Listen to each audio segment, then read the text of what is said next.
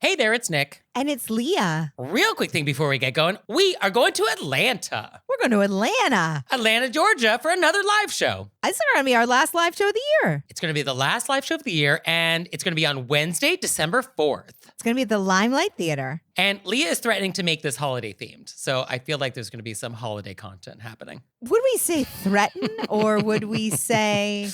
Strongly suggested. Leah has delightfully thought that perhaps we could make merriment. Ah, yes. Some holiday whimsy. So please go to our website, wereerased.wolves.com, check the link at the top, and we would love to see you on Wednesday, December 4th in Atlanta. Yes, come out.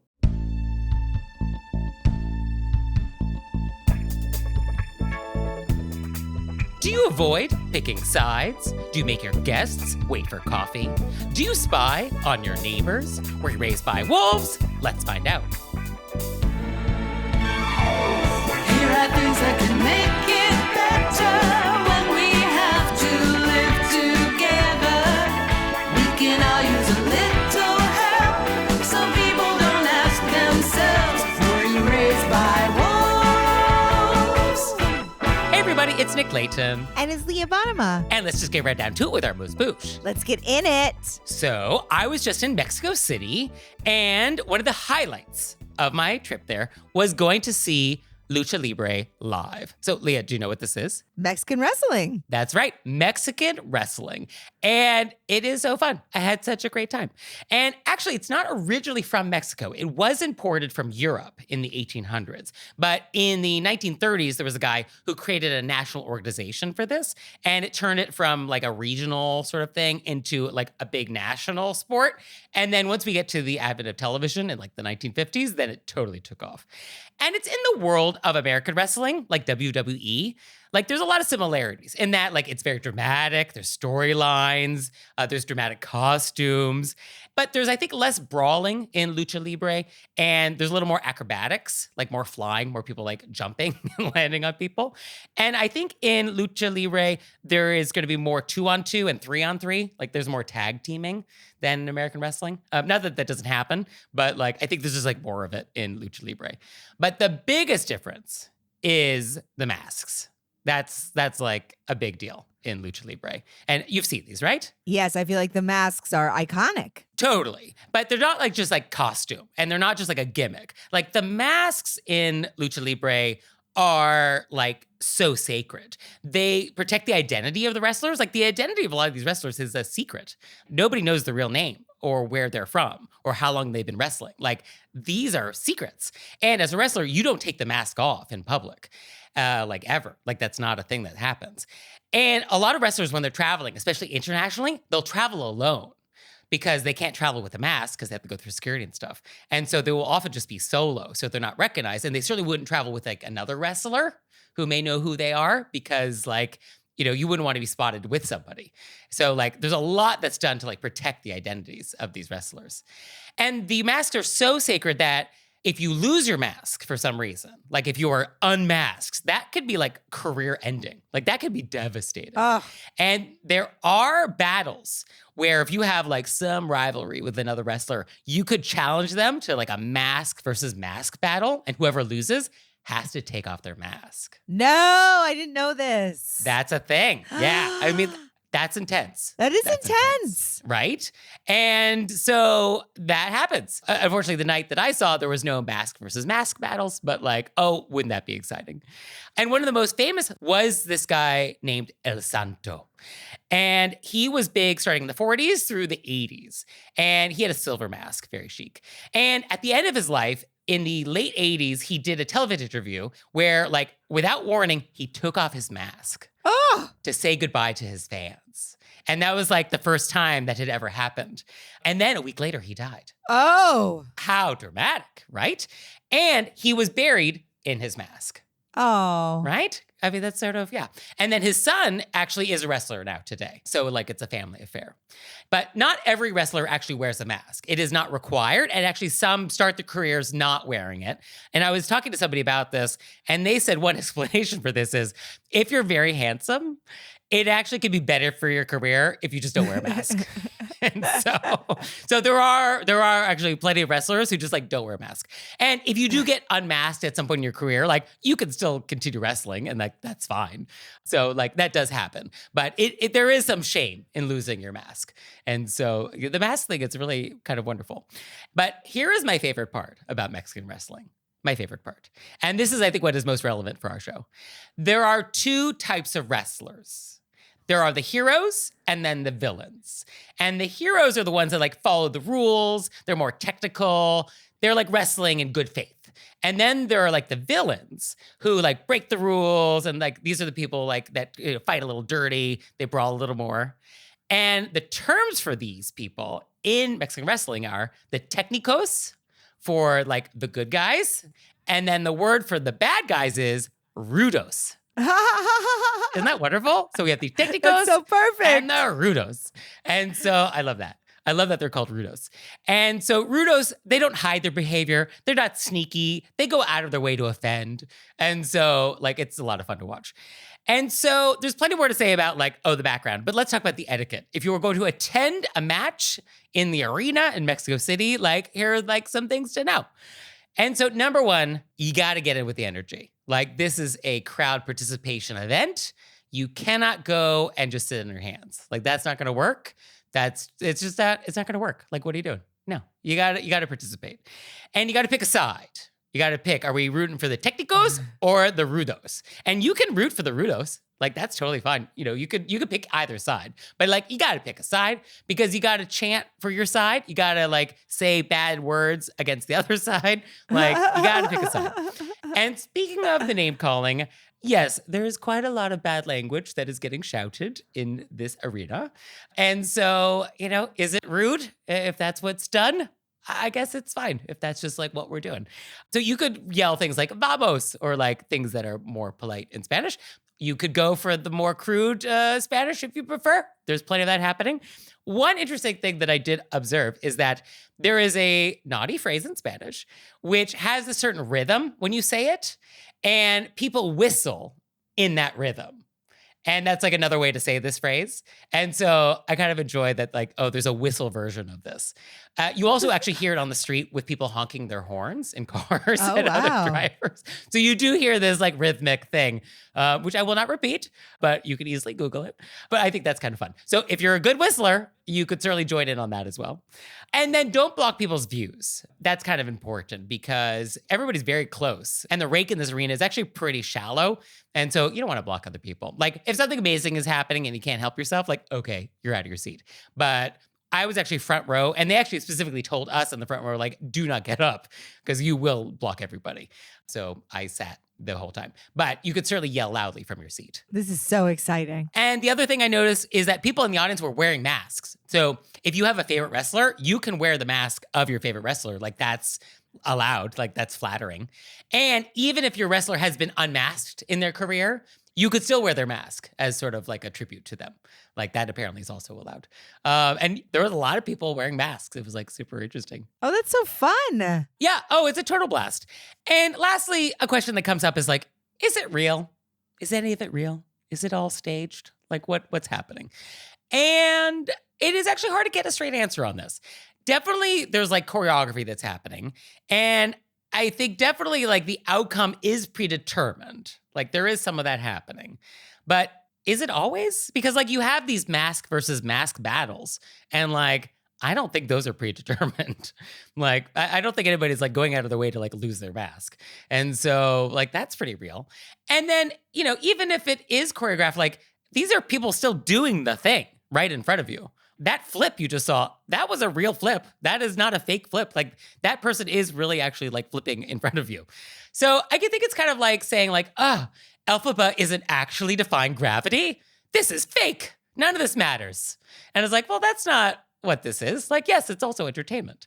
So I think we kind of have to just like appreciate it for what it is. Yeah, I think it's about like just losing yourself in it. Yeah, totally. And I did. I really did. It was like totally great. And so I think the next time you have the opportunity to see Lucha Libre, you should absolutely take it. Yes. Sí. Sí. Vámonos.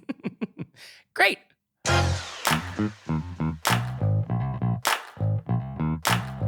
And we're back. And now it's time to go deep. Deep, and I felt like this one was like, what a treat for the imagination. Okay. Well, for today's question of etiquette, I want to talk about putting together the perfect guest room. Right? This is why I'm saying when we decided to do this question, I was like, this is so fun. I'm going to imagine what life would be like if I had an extra room and could make it up for people any way I wanted. That's true. Yeah. I for both of us, this is a bit of a fantasy. Yeah. And this was actually inspired by our private Facebook group, which we have, which is quite lovely. You might want to join because like the people in there, very nice. And if you actually want etiquette advice in real time, like everybody in this group is using the Were You Raised by Wolves approach to etiquette and manners. And so like you'll get advice like in our vibe. So that's kind of nice. I hear great things about it. Yes, Leah is not in the group because it's very VIP, but I monitor what's happening. And so somebody posted this question, which is like, I want to put together the perfect guest room. What should I do to be the perfect host? And so here we are. And so my first question actually is, do we want to be the perfect host? Do we want house guests? Is that actually something we want to encourage? That was my first thought. I love how Nick comes in on these questions. That was my first thought, though, because like I actually enjoy not having a very comfortable couch because it does not encourage guests to want to return. And so, this is great. Okay, in New York let's City, assume, I don't need house guests. Let's assume that people want their friends to stay with them or Okay, family we can and want assume them this. to be comfortable. Okay. I think your question is noted. Yeah, I mean, I think it's just a question. I mean, it's sort of like when you have a weekend house, like the first rule of having a weekend house is you don't say you have a weekend house. So if you have a guest room, do you actually want people to know about it? But okay, we are going to try to be a nice host who likes their guests and wants them to be comfortable. Okay, fine. That's our baseline. And so to this end, how do we achieve this? Okay, do you want me to say what I wrote? Yeah. I mean, these are just things. Obviously, there's a bed with sheets and blankets on it. Yes. There's a door. There's a roof. door. Yeah. I mean, honestly, after being in New York for so long, it doesn't need to have a door. If you just have like a corner that I can throw a curtain in front of, amazing. But I don't even need the curtain. But door is lovely. And then towels, nice. I like a place for people to be able to put their stuff. Yeah, some surfaces. I just thought maybe a glass is nice. So if they get in the middle of the night and they want to get themselves a little water, that would be lovely. This is me imagining my perfect guest room. Also, I like a fan. Sometimes people need like a little moving air. Maybe they need some noise. I'm going to have an option of that for them for a fan. Also, I am not going to have a plug-in. You're not going to have a plug-in. What does this mean? I just want to talk about that. I feel like I've been in a lot of places where they have a very strong scent plugged into the wall. I see what we're talking about. Okay, we're not plugging in our electronics because that's on my list.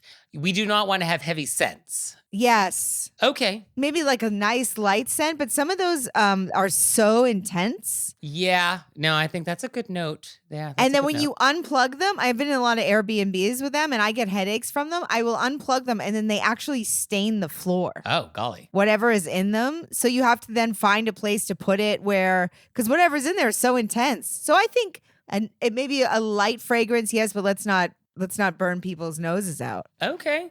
Now, number one on my list is give me instructions for how to make coffee in the morning if I'm up before you. I need to know how that works so that I can take care of that first thing in the morning and not worry about it. Like that's actually number one. I on my like list. that one. That's lovely. And then number two is I need to know about the Wi-Fi. So somewhere in this guest room, if it has not already been established, I just need to know like what is the Wi-Fi situation. I like both of these. I feel like when my friend comes over, I'll tell them these things before they even get to the room when we're hanging out. Yeah, these might not even be like in guest room items, but it was just like as a guest in your house, if I'm spending the night, these are two things I want to establish. I think in the room, I want to be able to plug in my phone. And I want to be able to like have my phone plugged in near the bed. So you need to have some way to make that possible. And so if you don't have outlets near the bed, then we need to have like an extension cord. There just needs to be some way for charging and phone use in the bed to happen at the same time. And I like a light near the bed. A light near the bed, yeah, with an on-off switch that seems obvious, right? I mean, these are obviously all ideal. We're creating the perfect guest room. I'm happy if you can put me in a corner on a chair. I'm grateful. But I'm just saying, if I'm imagining the perfect guest room that I can make for people, these would be all the things. Yeah, this is to take it from good to great. Yes. Another thing that actually does bother me when I'm a guest is when there's no trash can anywhere. And like whenever I'm traveling, I'm always just generating trash. You know, there's going to be like the wipes I use to clean my eyeglasses, or there's the luggage tag from when I check my bag, or there's just like paperwork. And, you know, it's nice to be able to put that somewhere appropriate rather than like having to take it downstairs to the kitchen or something. I agree. And we had a letter a while ago, maybe in our first year, Nick. Was it in our first year when we were wee lass and laddies? Was there a peanut farmer in the White House? Cardigans? A trash that has a bag in it as opposed to a naked trash. Yeah, that's an enhancement. And I mean, if we're going all out on this guest room, let's go all out. I think if we have pillows, ideally we have pillows for a person to put their head, maybe we have two, and I'm just throwing this out, this may be too wild. Maybe we have two different types of pillows. Maybe one pillow is like more of like a hard foam for those fellows. Sure. And then the other pillow is more of like a down smushy, depending on, we don't know what kind of necks we got coming in. I mean, that is definitely hosting 2.0. Yes, if you're offering a menu of options of densities for the pillows. Yes. I mean, that's thoughtful. Yeah. I mean, most beds have two pillows, so we could just get two separate pillows. Well, then you have to ask me, do I want sateen or do I want percale? I mean, like, where does this end? This is the ideal, and my imagination guest room. I'm not asking you what kind of sheets you want. That you're just getting what you get. But if I have to have two pillows, I assume this is not a single bed. I might as well make them different in case they want to decide which one they like. All right. Well, as long as we're talking about fantasies, then I want blackout curtains. I think a curtain that keeps out the light is nice. Yeah, I think that's very nice. Yeah. This does not always happen. In fact, I can specifically recall one friend of mine who's probably listening right now, where you have a guest room that does not have such window coverings. And it is an issue. Yes. Wow. I've said it to his face. And yet, has not been fixed. I feel like Nick is a little bit on the hunt today. I don't know if anybody else is catching that vibe. Just you wait till later on this episode. Oh, just you wait. Yeah, no, I'm real aggressive today. I'm definitely feeling it. Other things that were mentioned in our Facebook group that came up, which I think are very good to note, a place to sit when you're dealing with your shoes. So some sort of like bench type thing to put your shoes on. Oh, that's nice. I think that's a very nice touch. Yeah, so if somebody mentioned that. And then something to adjust the humidity level up or down. So if you're in a very dry climate, then something to add moisture. If you're in a very humid climate, then something to dehumidify. So some humidity regulating option. This has been, I'm just going to bring this up because, hey, that's what I'm here for.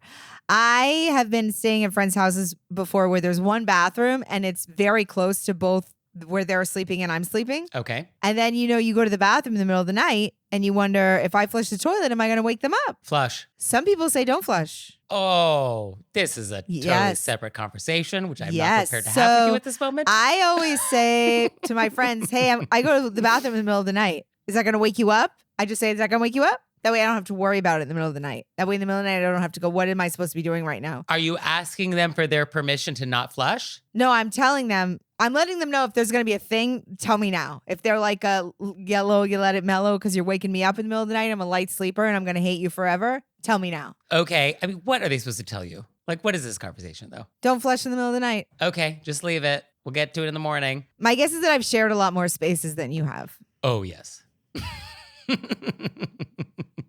For sure. And I'm not going to feel bad about asking people if they're light sleepers and if they don't want me to flush. Yes. Okay. Yeah. I mean, I guess it is courteous, but I think when in doubt, just flush in the middle of the night. Well, that's why I just bring it up in advance so I don't even have to have a second of doubt. I don't have to worry about it. I don't have to think about it. Okay. We're going to put a pin in this and revisit this at another time for a deeper exploration on this topic. Okay. But speaking of bathrooms, as a host, I think it is nice to offer some toiletries, things they may have forgotten. So I think you want the basics. We want to make sure we're offering soap, shampoo, conditioner. And so I think that's nice to offer these things. Okay. Yeah, don't you think? I have very specific curly hair products. Yes. I mean, I think most guests will bring their own things, especially if they have specific needs. But I think it's nice to offer basics. Like, I don't want to go into your guest bathroom and it is void of everything except a washcloth. Oh, in my this fantasy now, we have 2 separate bathrooms? Yeah, of course. Yeah, I'm not sharing a bathroom. Ew, this is all suite. Oh, okay, so if this is en suite, then I'm going to have the bathroom obviously set up for a guest, and then there'll be like little things that they're welcome to use, yes. Okay, good. Yeah, no, fantasy. This is the fantasy, Leah. I'm still feeling very judged by you being like, I would never worry about waking somebody up with my flushes. I mean, I feel like flushing trumps sleep. Oh, no, you're baiting me into this conversation. We will have it at another time. I do not feel like flushing trumps sleep. Does flushing trump sleep? Okay, we will address this. We'll come to some conclusion. I'm talking about when you share a bathroom and there's a when someone's bathroom is attached to their bedroom and you're using that one. Yeah, I got it. And you don't want to wake them up. No, so I you're get just that. being polite. I pee a lot. I'm drinking over a gallon of water a day. Do you want me to flush it or no? So then I guess as a host, I should not offer that carafe of water, as previously mentioned. There should be no water option. Well, if you offer it or not, I'm still peeing. Yeah, okay. That's how that goes. Unless you're also offering sleeping pills. Earplugs. That's something to add to the list. We could put earplugs. Yeah. And then the last thing on my list is a full-length mirror. I cannot tell you how many times I have been a guest in someone's home and there is no full-length option anywhere, and I really don't like that. And if you're going to put a mirror in, please make it a nice mirror. Yes, actually, remember that home I was referencing without the blackout curtains? So These people are getting pummeled today. No, I've said it to their face. Maybe I could finally shame them into fixing it. No, in one of the guest bathrooms is a mirror, of course, but it's one of those like American Revolutionary War mirrors that bubbles out like a foot into the room. And so it's a funhouse mirror. And so like you cannot actually, like you see yourself obviously, but like this is not the reality of what we're looking at. And so like it is not helpful at all. It looks nice visually, very attractive mirror, not functional. I recently saw a mirror that I was so taken aback by that I had to go get somebody else and be like, can you come look at this mirror? Yeah. You're like, is this And then what be I like, look like? Is this what we look like? Right. Yeah. So you need to have an honest mirror. Yes. An honest mirror. Or I don't necessarily need an honest mirror, but if it's going to lie in one direction or the other, I want it to be in the nice direction. Exactly. So that's the perfect guest room. I think we learned a lot about each other today. I feel like I don't think we learned anything. I think we both know. Yeah, no, I think things were confirmed. Reconfirmed. But I look forward to being all of your guests, audience. So invite us. Just make sure you have blackout curtains. I mean, now Nick is like, you better have blackout curtains, and I'm not going to talk to you about sharing a bathroom at all. No. And your mirror better be perfect. Yep. And how do I make coffee? Yeah. how do I make coffee? Yeah, that's it. I'm the perfect guest. Yeah, it's so weird I'm not invited more places, isn't it?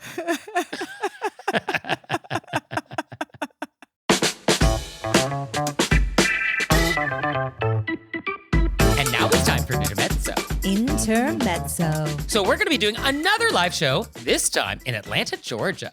We are so excited. It's our last live show of the year. And it's going to be on Wednesday, December 4th at the Limelight Theater. Come out and join us, please. And Leah is strongly suggesting that it's holiday themed. And if Nick won't give me holiday theme, I'm going to do a poem. Oh, we're going to do some poetry. Okay, an original Bonema. I will get whimsy in here one way or another, Nick. Whether you like it or not, there's going to be whimsy. So please join us on Wednesday, December 4th in Atlanta, Georgia. We'd love to see you. Go to our website, wereraisedbywolves.com, for all the details and tickets. See you there. And now it's time for Intermezzo. Intermezzo. So this episode is brought to you by 'Tis the Grinch Holiday Podcast. Hello, ladies and germs, boys and girls. The Grinch is back again to ruin your Christmas season with 'Tis the Grinch Holiday Podcast.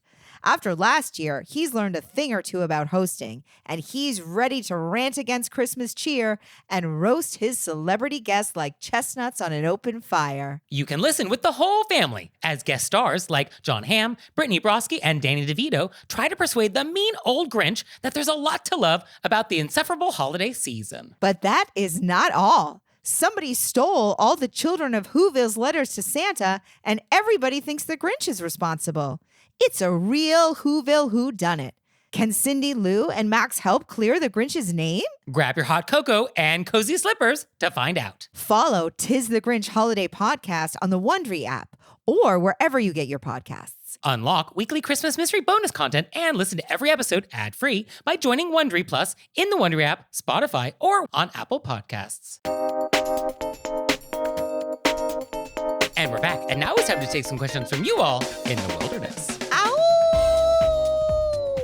So our first question is, quote, "My friend hosted a great, but a bit over-the-top Thanksgiving dinner. He had set up a splitwise, but everyone also brought a dish. Now, he's asking to settle the splitwise, and the total cost per person is extremely high. The splitwise includes all the chair and table rentals, a turkey stuffed with foie gras, and high-end wines. Is it appropriate to split all the costs evenly? Should there have been a clear max on the budget? He created the splitwise to make it fair for everyone, so it comes from a good place. Money isn't a big issue for him, but now, in the end, it's costing people on a budget much more than expected." I feel like, unfortunately, we're after the fact. Yes, we are a bit after the fact, but this is Chekhov's gun. Like, the splitwise was introduced in Act 1, so of course it was going to go off at the end of this play. Like, of course the splitwise was going to go off. Like, what were you expecting? I feel like the dream would have been like, hey, we're setting up a splitwise, let's cap it. Let's stay under this. Yes. I mean, I think the issue here is that we did give this guy a blank check. That's what it seems like. Yeah, so I don't want to victim shame here, but you admit that this guy is a bit over the top. So, like, what do you think was going to happen? Like, of course it was going to be foie gras in this turkey. Of course the wines were going to be expensive. It's also crazy that also everybody bought a dish. Yeah, so that is a potential loophole here, which I think you could explore. Because, like, did the splitwise include everything for this dinner, including, like, whatever dishes the host made?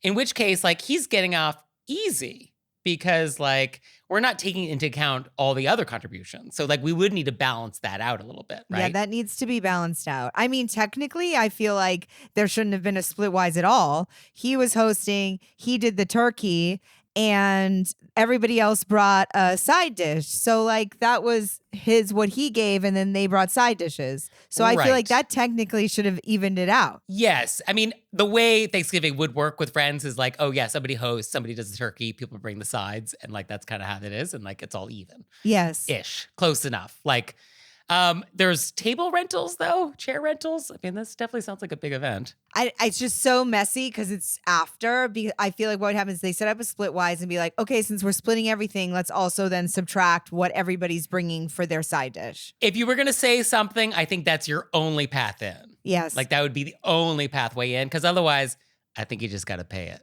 Like, it's done. We did agree to do this, and we didn't ask if there's going to be a max budget in advance, and so we're kind of on the hook there. I also feel like if I went to this party and I did not understand how much this person was going to spend, like, I was really taken aback and this is out of my budget and I don't have it, I would message this person and be like, this is significantly more than what I was expecting. I don't currently have this. Like, I didn't know you were going to get top of the line wines. I would have said no. And then start that discussion. Right. Yes. I mean, I feel like if that's the situation, then obviously have a private conversation with this person being like, here's the deal.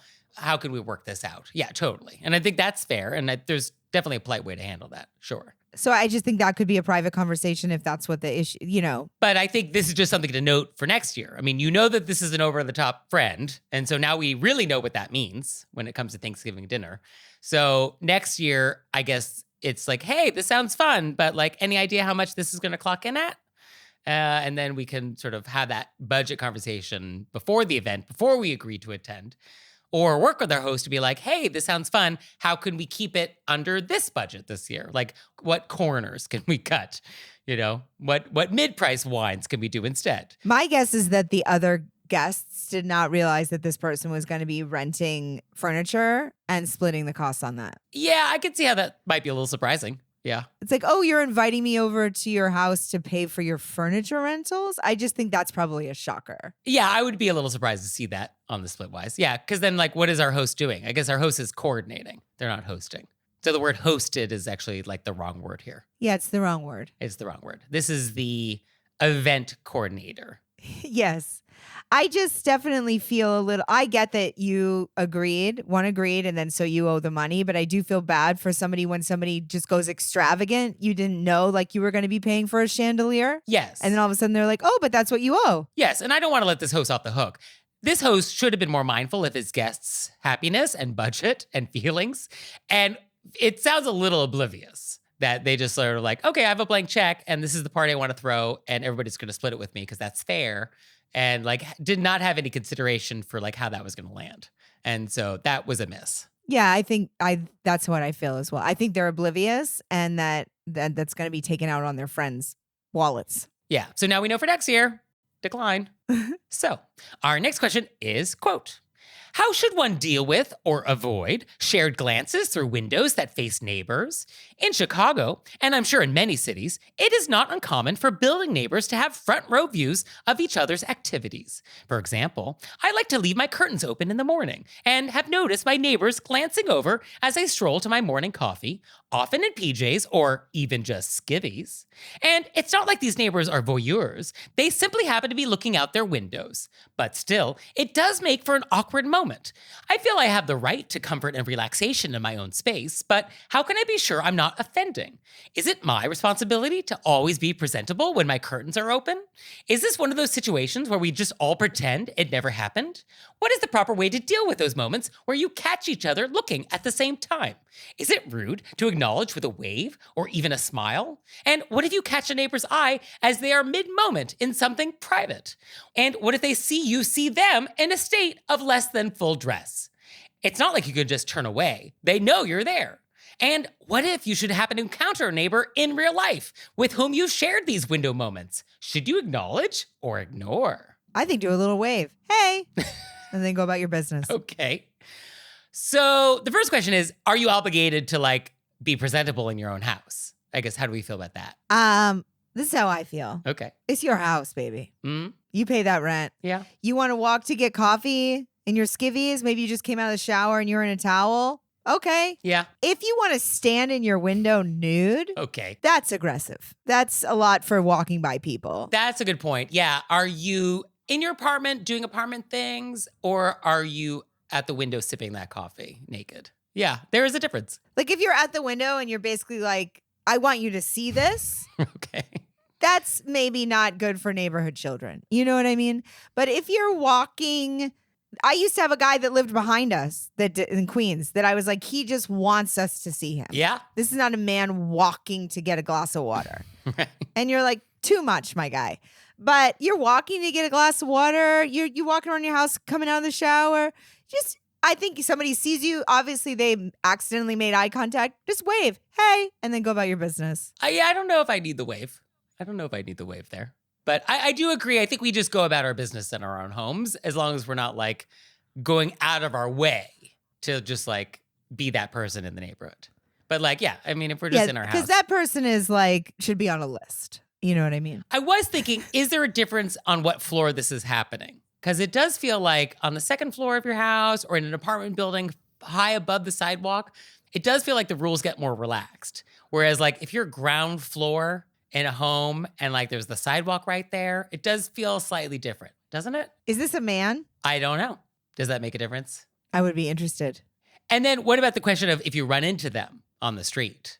I would just continue as if it was like nothing. I wouldn't even bring it up. Yeah, we pretend it never happened. Yeah, we absolutely live in the fiction that none of that ever happened. We don't acknowledge it. We don't remember it. Yes, nothing happened. But it's also like, oh, I was walking by and you were walking by your window on your way to get coffee in your shorts and there was nothing. Right. Yeah, I think it's the same vibe of, you see people changing in the locker room. Yeah. And like whatever's happening in the locker room is what that is. And like there's nothing to say outside of the locker room.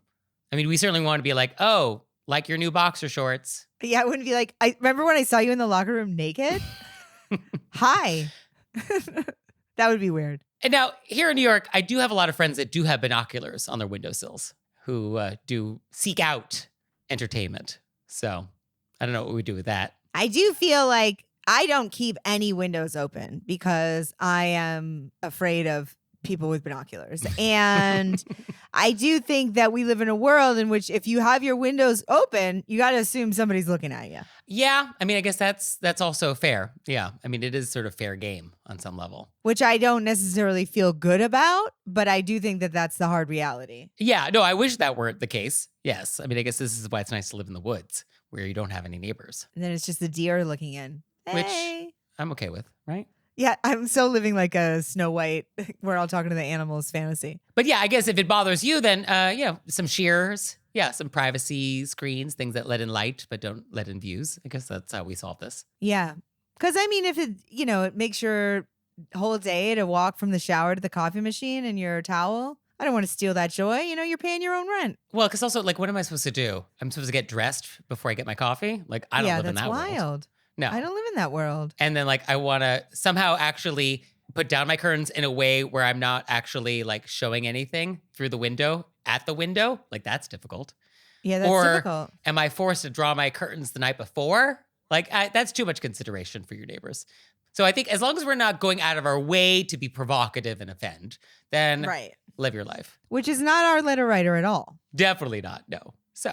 So thank you for this great question. And you out there, do you have any good questions for us? Oh, yes, you do. Oh, yes, you do. So send them to us at our website, wereraisedbywolves.com, or you can leave us a voicemail or send us a text message, 267-CALL-RBW. And now it's time for Intermezzo. Intermezzo. So this episode is brought to you by a podcast called The Lisa Show. The Lisa Show. And The Lisa Show is a self-help, life help, and inspiration chat show. So during COVID, Lisa lost her husband to ALS. And so she is currently a single mother of 5. And she talks about how her community of friends helped get her through it. So she now started this podcast wanting to create a community, wanted to create a space to inspire people, for people to talk about things that they're going through. There's a range of topics. One of her episodes is raising kids that make a difference in the world, how helping others helps you, how to make charity work more effective, putting down roots in a new place, dealing with the death of a loved one, just like some hard topics. And it's like chatting with your friends about it. You laugh, you cry, you come away feeling like you talked about stuff. Check out The Lisa Show, wherever you get your podcasts. Way to eat a tea. You're listening to an ad for PC Game Pass. Want new games on day one, like Indiana Jones and the Great Circle? How about living out your Sims life with EA Play? We're talking high-quality PC games all for one low monthly price. We got you. Learn more at xbox.com/PC Game Pass or click the banner. Indiana Jones and the Great Circle available December 9th, 2024. Game catalog varies by region and over time. Okay, that's the ad. You can go back to doing whatever you were doing now.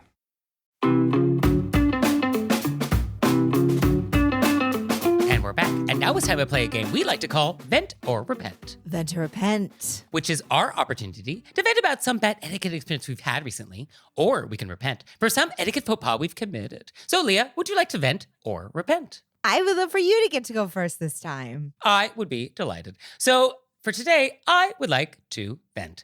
And so, there is this new grocery store in Soho, fancy neighborhood. And this grocery store is sort of hilarious. I really want to hate it, but it is beautiful. But it's so Instagrammable. Like, it is an Instagram grocery store. Like, it's not a real place where you buy things. But the food is actually very tasty. And they have great, like, protein and 2 sides happening. And, like, I want to not like it, but I really like it. But because it is so beautiful and it's very Instagrammable, there is a clientele that tends to shop there that is super maddening.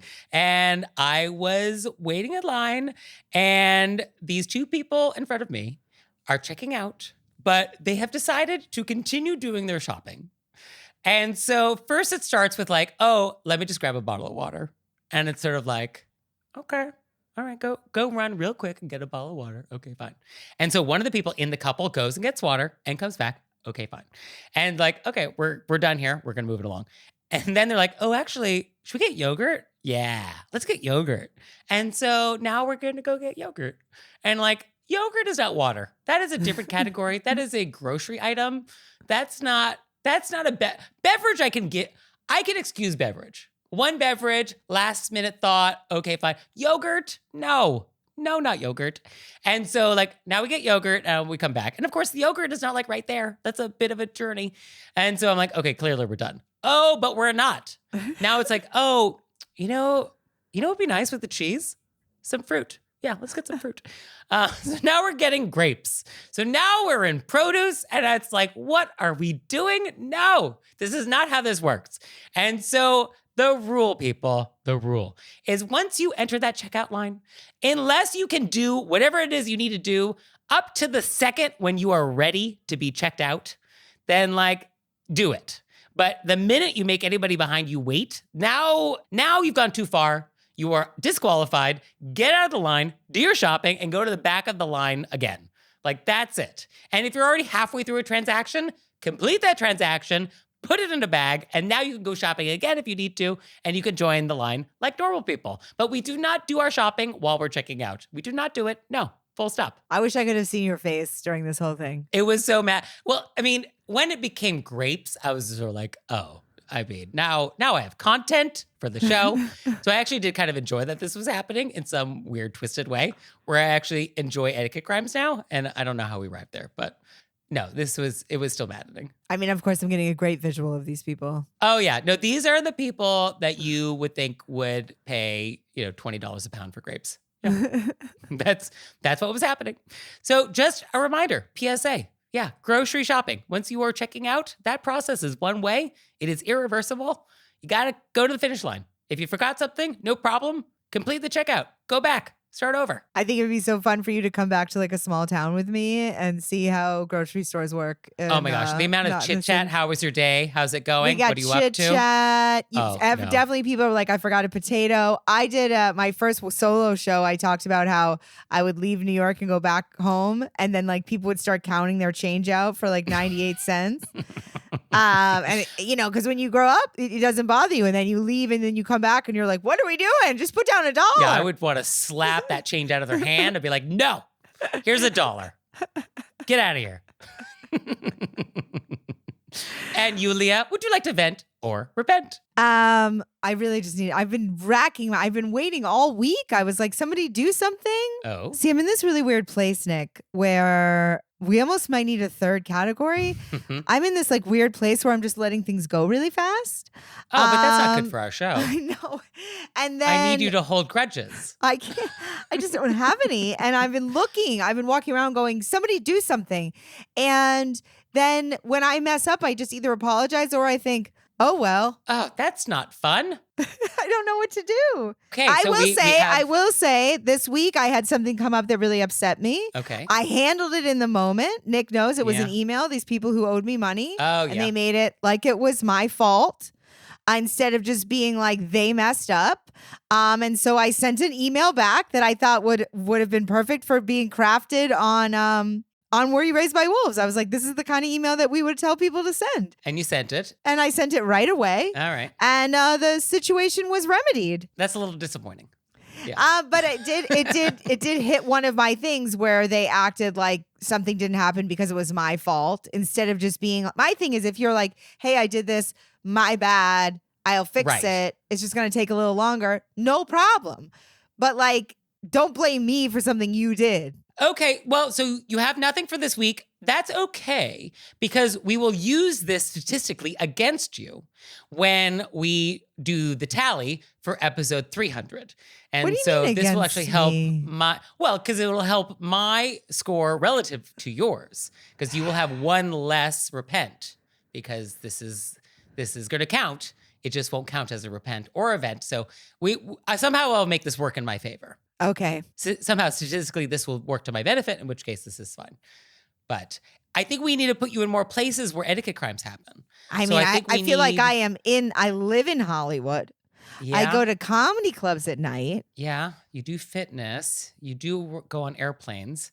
Okay, well, listeners, if you have ideas for where Leah needs to go to have reliable sources of events, let us know. What if I'd I've be very just curious. reached a higher level of my being where everything just rolls off? Oh, this is etiquette enlightenment? Is that what's happening? Okay. I mean, who needs a Bodhi tree? I just think I see their behavior. I think it's not about me. They're dealing with their own issues. All right. Well, I still have a long way to go, but you will be my inspiration. You will.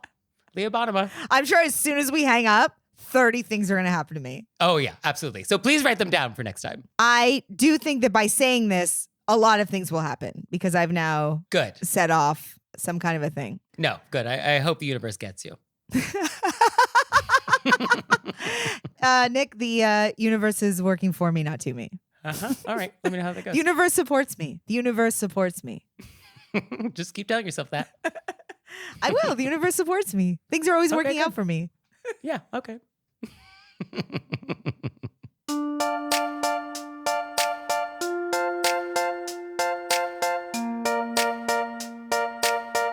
So, Leah, what have we learned? Well, I learned about the mask off Oh, yes. in Lucha Libre. Mask versus mask. Mask versus mask. So intense, so dramatic. And I learned that the universe is happening for you, not to you. Yes, and I think everybody's welcome to take that home. It's a really good thing to repeat in your mind. Instead of like negative self-talk, you go, you know what? The universe is happening for me, not to me. Well, thank you, Leah. Thank you, Nick. And thanks to you out there for listening. I'd send a handwritten note on my custom stationery if I could. He would. So for your homework this week, we want your etiquette crime reports. These can be historical etiquette crimes, crimes in progress, or it can be like Minority Report and future crimes. So please send them to us, and you can send them through our website, etiquettecrime.com. Oh, and some of the ones we get, they are bangers. They're so wild, I have to read them aloud to the dogs. Yeah, so if you are the victim or witness to an etiquette crime, please send it in, etiquettecrime.com, and we'll see you next time. Bye. Bye.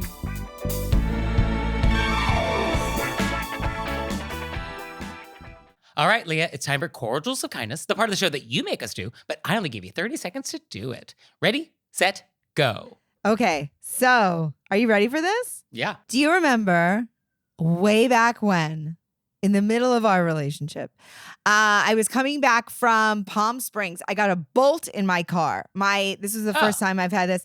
My tire is just going down. I pull off. I'm in North Hollywood. I pull into this place that's closing, and this hero of a human being comes out. Yes. And is like, I can save that tire. Doesn't even make me pay. They could have said a tire was $8 million. And I would have been like, okay, let me just get a job here for the rest. Like, I had no idea. He goes, oh, I can just patch this. It's not in the amazing person. So we remember this story. So I'm driving to North Hollywood. My tire starts getting flat.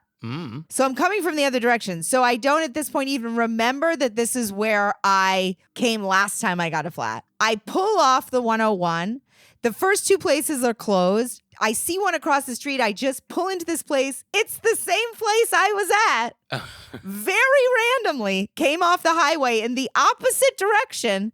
I go in. The guy goes, oh, it's just because of the temperature change. Let me just refill all your tires for you. Refills my tires, is like, no, we're not going to charge you. Okay. What is this place? It's a magical tire place. Of course I tipped. It's a magical tire place. It's called Ron's Tire and Wheel. And I want to just give them a shout out because they are so kind and so helpful. Because both times I was in a full state of panic.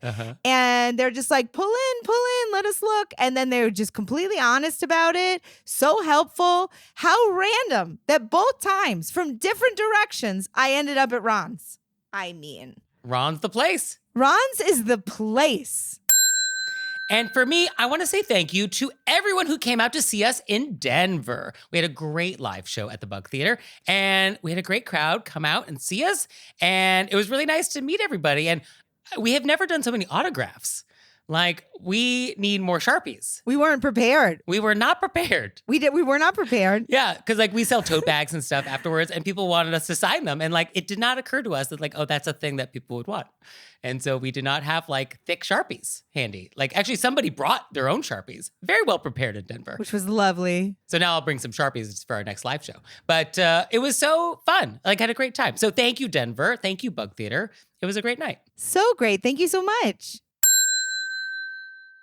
Oh, Leah, one more thing. What? Have you signed up for Patreon yet? I have. Me too. You out there, have you signed up for Patreon yet? No? Well, go to our website, wereraisedbywolves.com, click on monthly membership, check it out, because we would really appreciate it if you'd support our show. We love your support. We would. So please do that, and we'll see you next time. Bye. Bye.